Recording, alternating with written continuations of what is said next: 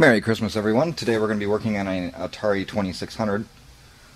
Got plenty of games to play. Once it's working again, we're going to be replacing the main power capacitor and the power input, which capacitor is blown.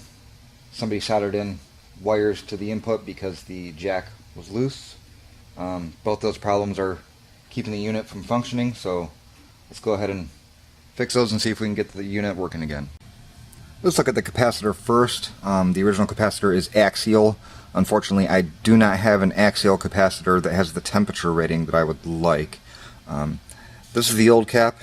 Blew out on the rubber side. Can't really see it. I'm sure the liquid's been wiped off for me handling it, but it was axial. We've got this one. It has a higher temperature rating. We like better, so I've pegged it on, wrapped it onto the old pegs. I do not want to rework and desolder these from the board, only because I'd like to mess with the actual board itself as little as possible, and this will work fine. Once we solder these steadily onto there, we'll clip the tops off, make it look nice and clean. We have already checked and made sure the housing does fit with a non-axial capacitor in this configuration, and the housing does fit wonderfully.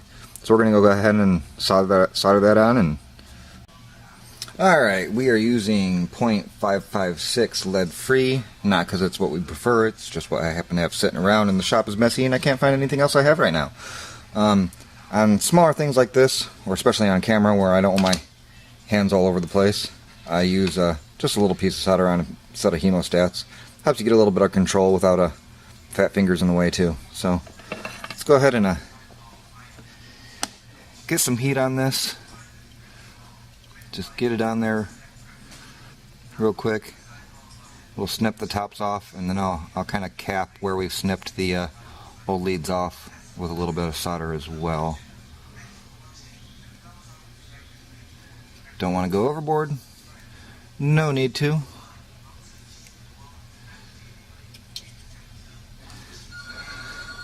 That one leg did want to desolder a little bit from the board, so we'll probably tap the bottoms too. But let's get the top of those old leads cut off and get it cleaned up and move on to the power input jack. As you can see right there, somebody had broken the jack off at one point and stuck some wires in there and probably used a lighter to solder it, but we've got the correct piece here. So we are going to warm up the rework station, desolder that, and get that piece in there. Alright, we've got everything soldered up on our Atari 2600. Set here in kind of a makeshift quick way to test things. Our output cable is a cut and rigged one to a coaxial, so it's not proper, but it's the only thing I have at the moment.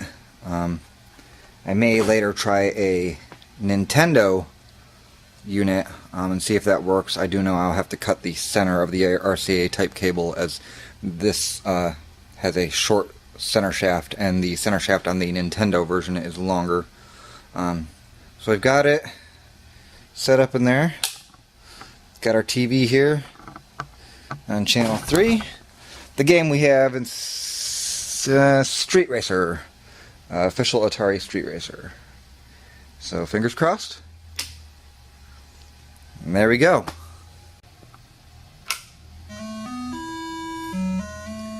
We have success. Somewhat. I found a controller that kind of works. The unit is partially back in its box. Not fully put together, just for testing, plus I have to make a new RCA lead out for the coaxial connection. That's not too big of a deal, but we got a game working. I had to put in about 8 games before I found a game that was working. Just happens to be Raiders of the Lost Ark, and it's playable. I found a controller that does work for the most part. Down, left, right, up. It's a little finicky. I definitely need to open these controllers up and, you know, clean them out and service them. But it is working. Now hopefully some of my favorite games are working in here. This was never one of my favorites. I was really more of the tank battle, and a lot of the you know, basic games were my favorite, or anything in the space. But who didn't like anything in space. Now it's time to sit back and relax and play a little Berserk. One of the best, just classic all-around basic games. This game seems to be functioning perfectly. I found a controller that seems to be working well. Needs to be pulled apart and contacts clean and serviced, but oh, we got zapped. This is always one of my favorites. Game plays well. Really no big bugs other than this controller. Something simple, basic, but strategy involved. Headshot. Get that in Call of Duty. Alright. Yep, left on this joystick seems a little sticky. Ah, boy, it's only been, 30 years since I played any of these, so we've got a lot of other cool game systems in the works right now. The other 4-toggle Atari 2600. I've got about 5 Sega Genesises original,